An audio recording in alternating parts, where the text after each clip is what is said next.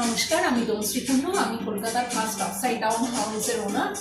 আর আমি এই আইডিয়াটা পেয়েছি, মানে কি বলবো, আপসাইড ডাউন হাউস আইডিয়াটা অ্যাকচুয়ালি ভীষণই পুরোনো একটা আইডিয়া। 2006 বা 2007 নাগাদ প্রথম আসে এটা। পৃথিবীর প্রচুর জায়গায় রয়েছে আপসাইড ডাউন হাউস।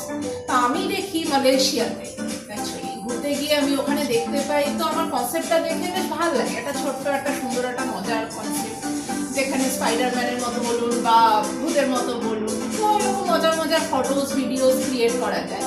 একটা সাধারণ লাইফের বাইরে গিয়ে আপনারা একটা নতুন ধরনের মুহূর্ত যেখানে তৈরি করতে পারেন। তো তার থেকেই তৈরি হলো কলকাতার ফার্স্ট আপসাইড ডাউন হাউস। আচ্ছা, আর এটা টাইমিং এবং সব কিছু যদি বলে দেন ডিটেলসে। হ্যাঁ, অবশ্যই। তো এটা সকাল 11টা থেকে রাত্রি 9টা অবধি ডেলি খোলা থাকে। রাত্রি 8টার মধ্যে কাইন্ডলি চলে আসবেন, যাতে আমরা রাত্রি 9টার মধ্যে র্যাপ আপ করে দিতে পারি। অ্যান্ড এর ফিস থাকবে হচ্ছে সোম থেকে শুক্র রেগুলার ডেজে 200 টাকা করে, শনি রবি বা হলিডেজ হলে পারে 240 টাকা করে পার হেড থাকবে।